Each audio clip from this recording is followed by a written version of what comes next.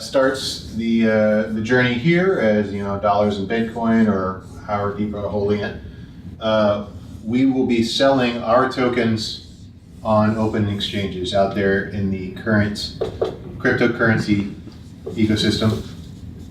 And in this example, we're talking about the $0.06 price point for the initial offer. Once the exchange is made, once a purchaser, once an investor buys the token on the exchange, it enters our custody technically at that point. So all the KYC, AML stuff takes place up here on behalf of the exchange itself. And so whenever we've hit our soft cap, then we withdraw the fiat into the BVI corporation. Oops. BGT out in BVI, and that's when it's in cryptocurrency form at that point, and then we'll make the conversions to fiat if necessary. This is where you kind of describe some of the corporate structures around how the investments are made. I think to simplify the corporate structure is whether it's Poland, Dallas, or Memphis, wherever we're operating, each one of those entities potentially will be its own entity. LLC could be a C Corp, S Corp, depending on what benefits us in those markets. But they're all going to roll under potentially a GP, a general partnership, which will be another corporation. So, but the way the money flows, is that what you want? The way the money? Yeah, the way money flows. So the way the money flows will be probably into Dallas, which is an LLC. We'll invest into a specific property, so property one. And then we either hold it, we finance it, because we're paying cash.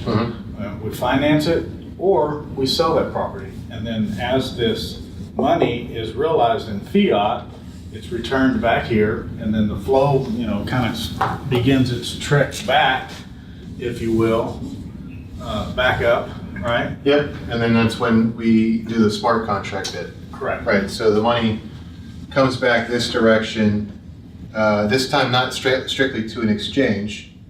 It'll be into our white labeled or custom application for vetting cryptocurrency and token holders here. So we don't know what the SEC and FATCA requirements will be in 6 months' time. So we just know that we have to filter that through an app where we can make sure there's no bearer share issues or anything like that. We're going to take people's information here, and then only through this app will you be able to take advantage of this buyback smart contract. Smart contract. So that doesn't necessarily mean that if you don't fit the qualifications of SEC or FATCA or whatever governing bodies want to have a say in that, at that time you won't be able to get your money back because it is still out on these exchanges, right? So the money won't be back here, but the exchange price will be. So these token holders will be coming back in. Actually, so the flow of money actually comes back into here.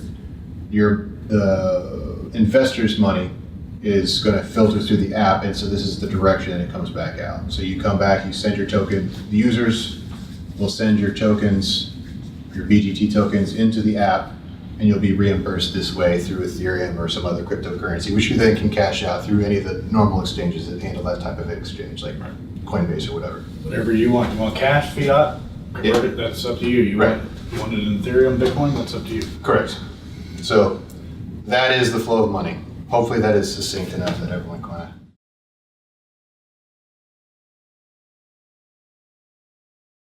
Michael Gilbert, BoundRE Group. What we're trying to explain is how the price of the token is affected by the EBITDA and then the growth of the fund as well. So I think the best way to show this is a chart. There's 95 million tokens, ERC20 tokens. 20% is Founders Reserve.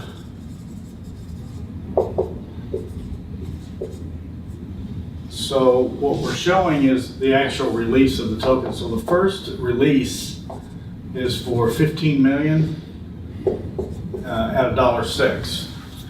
And then subsequent raise is 30 million And 55. and then 55 million. Or even higher, but these are all estimates. So they may be higher or lower, we just don't know yet.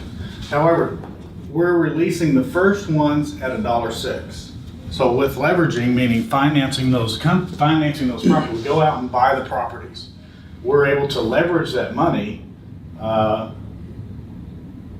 into a much bigger fund. So the properties aren't worth 15 million because we're buying either distressed properties or undervalued properties, spending money to rehab, and then getting 100% ARV or after repair value. So the way we were showing that is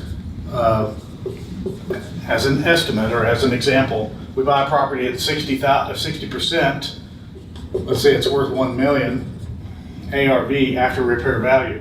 So if we're buying that at 60%, 600,000, and we put 20% into rehab, which would probably be more than that, we're looking at 200.